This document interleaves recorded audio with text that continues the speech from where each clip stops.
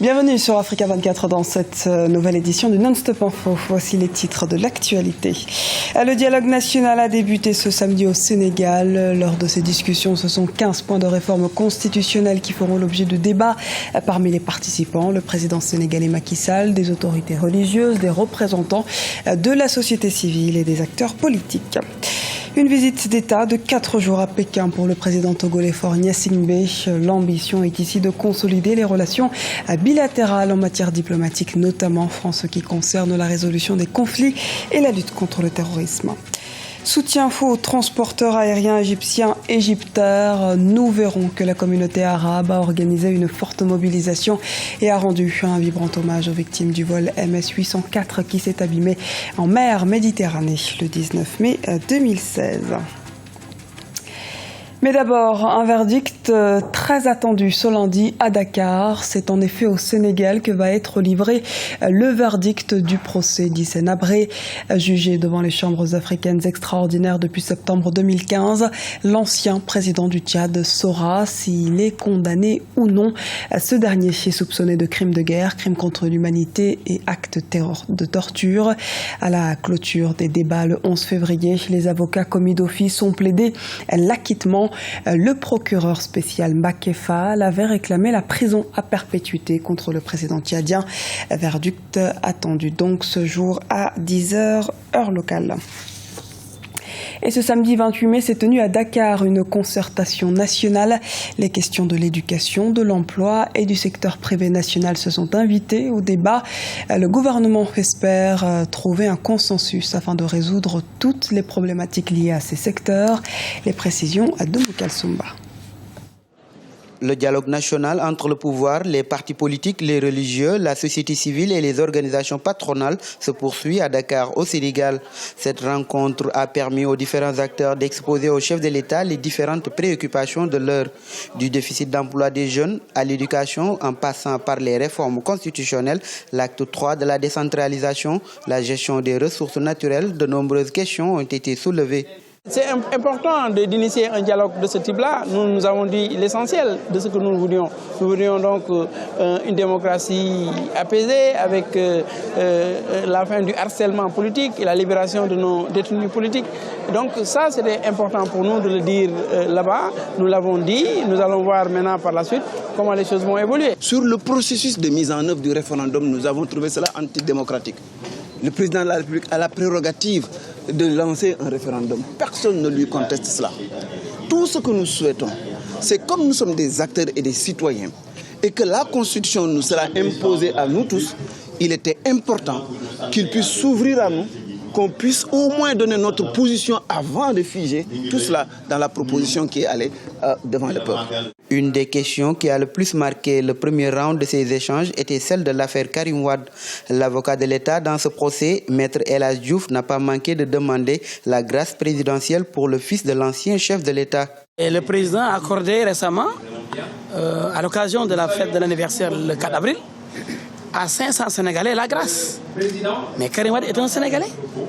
Il a droit à cette grâce. L'un des premiers résultats du dialogue national est l'audit du fichier électoral qui a été annoncé par le chef de l'État. Une vieille doléance formulée par le Front du Nord avant et après le référendum du 20 mars dernier. Ce processus doit être rediscuté, le fichier électoral doit être revisité. Et là, il faut qu'on le fasse au niveau d'une discussion et d'un consensus. Pour pérenniser ce genre de rencontre, le chef de l'État a pris l'engagement d'institutionnaliser la date du 28 mai comme une journée de dialogue national au Sénégal. Cette rencontre avec toutes les forces vives de la nation a été l'occasion pour le président Macky Sall de réaffirmer sa volonté à consolider la démocratie et l'état de droit. Un reportage d'Elas Ndiaye, notre correspondant au Sénégal. Et à l'invitation du président ivoirien Alassane Ouattara, son homologue ghanéen John Dramani Mahama effectuera une visite officielle en Côte d'Ivoire les 1er et 2 juin 2016. Les deux pays ont établi leurs relations diplomatiques depuis le 15 mars 1961. Il sera donc question de renforcer leurs relations bilatérales au niveau politique mais aussi économique.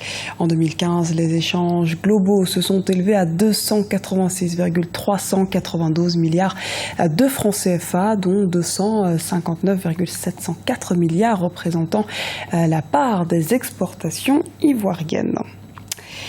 Renforcement de la coopération bilatérale également entre le Togo et la Chine. Depuis le 29 mai, le chef de l'État togolais Faure Gnassingbé est en visite officielle à Pékin en réponse à l'invitation de son homologue Xi Jinping. Et quels sont les enjeux de cette visite? Élément de réponse avec Alioune Guindo. Visite officielle du président Faure Gnassingbé en République populaire de Chine du 29 mai au 2 juin 2016. Un déplacement qui fait suite à la rencontre entre le chef d'État togolais et son homologue chinois Xi Jinping lors du sommet Chine-Afrique qui s'est tenu en décembre 2015 à Johannesburg, en Afrique du Sud. Les relations diplomatiques entre le Togo et la Chine, amorcées en 1972, se sont raffermies au fil des années, tout comme la relation économique et commerciale entre les deux pays. Les deux présidents aborderont entre autres les questions de coopération bilatérale et de développement, ainsi que l'assistance industrielle et énergétique. Les relations sont excellentes, naturellement, entre la Chine et le Togo, dans la mesure où ces relations peuvent être définies, comme on dit en Chine, comme all-weather friends, des amis de tous les temps, quelles que soient les circonstances, ils restent amis. Il faut rappeler que le Togo et la Chine ont établi des relations diplomatiques depuis 1972, c'est-à-dire quelques mois à peine après la reconnaissance de la Chine au sein de l'ONU, grâce au vote des États africains le 25 octobre 1971. Dans le domaine des infrastructures, par exemple, de nombreuses réalisations confirment l'excellence des relations entre le Togo et la Chine. L'aéroport international Gnassingbé et Yadema de Lomé, tout comme le centre hospitalier régional de Lomé, sont le fruit de cette coopération fructueuse. Un partenariat qui booste la compétitivité économique togolaise. Il faut encore une fois rappeler que la Chine a une présence diplomatique pratiquement sur l'ensemble du continent africain. Avec le Togo, c'est une relation que j'ai qualifiée tantôt de durable depuis 1972, quelques mois après la reconnaissance de la Chine populaire continentale au sein de l'ONU. Et de ce point de vue, beaucoup d'actions, encore une fois, ont été posées, y compris des jumelages. Par exemple, je crois que la ville de Shenzhen, qui est l'un des laboratoires de la renaissance économique de la Chine, est jumelée à la ville de Lomé. C'est ce qu'on m'avait dit lors d'un passage là-bas. Lors de sa visite avec le président Faure Gnassingbé en décembre 2015, le président Xi Jinping a manifesté sa volonté de faire de la zone du port de Lomé un pôle industriel. Une ambition qui rejoint celle du Togo, qui souhaite concentrer sa coopération avec la République populaire de Chine en matière d'infrastructures urbaines et rurales, de santé, d'éducation et de social.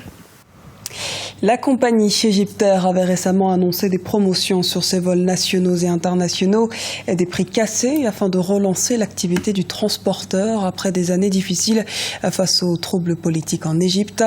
Mais avec le crash le 19 mai, la compagnie aérienne fondée au Caire en 1932 risque de se retrouver à nouveau dans la tourmente. Le monde arabe lui apporte son soutien à sa façon. Explication d'Oumoukel Somba.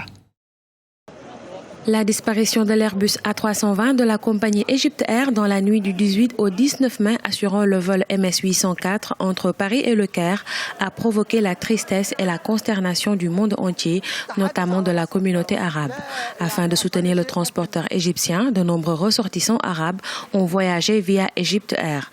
D'autres ont remplacé leur billet d'avion avec celui du transporteur égyptien. Selon de nombreux observateurs, la compagnie multinationale Egypt Air n'a pas annulé un seul vol après le crash du vol MS-804. La disparition de l'avion d'Egypt Air a attristé le monde entier, notamment la communauté arabe. Nous soutenons l'Égypte et nous compatissons à la douleur. Je suis venu au Caire avec Egypt Air, c'est pour prouver que nous sommes unis. Selon le ministère de l'Intérieur, des opérations de recherche ont été menées par les forces aériennes et navales de l'Égypte, de la Grèce, de la France et des États-Unis. Parallèlement, une forte mobilisation a été notée au sein de la communauté arabe. Vêtus de t-shirts à l'effigie Support Egypt Air, soutien aux familles des victimes, les ressortissants arabes ont rendu un vibrant hommage aux victimes du crash du 19 mai. Nous sommes vraiment touchés par cette forte mobilisation. Musulmans, chrétiens, riches, pauvres, tous sont venus de loin pour nous soutenir. Cela montre qu'il y a une solidarité au sein du peuple arabe. Les Égyptiens nous aident à surmonter cette épreuve. Selon le ministère égyptien de l'aviation civile, l'Airbus A320 transportait 66 passagers, dont 10 membres d'équipage. Il a également annoncé qu'il n'y a pas de survivants. La thèse de l'attentat a été évoquée, cependant, aucun groupe terroriste n'a encore revendiqué l'acte. C'était le journal de la rédaction. Merci de nous avoir suivis. Retrouvez dans un instant une nouvelle édition de l'actualité sur Africa 24.